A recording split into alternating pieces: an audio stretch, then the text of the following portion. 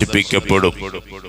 ഈ ദുനിയാവിൽ നമ്മുടെ വീടിന്റെ അകത്തോ വീടിന്റെ പുറത്തോ മറ്റ് ഇരുട്ടിന്റെ മറവിലോ ആരും കാണാത്തപ്പോഴോ നമ്മൾ ചെയ്ത തിന്മകൾ, അത് ചിലപ്പോൾ നിസ്സാരം എന്ന് നമ്മൾ കരുതുന്ന തിന്മകളായിരിക്കാം. ആ തിന്മകൾ ആരാണ് റബ്ബിനോട് പറയുന്നത്?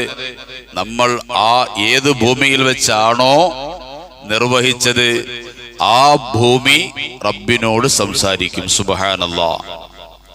പടച്ചവനെ, ഇവൻ അല്ലെങ്കിൽ ഇവൾ ഇന്ന സമയത്ത്, ഇന്ന വർഷം, ഇന്ന മാസം, ഇന്ന ആഴ്ചയിൽ, ഇന്ന സമയത്ത് ഈ തെറ്റ് ചെയ്തു എന്ന് ഈ ഭൂമി റബ്ബിനോട് പറയും.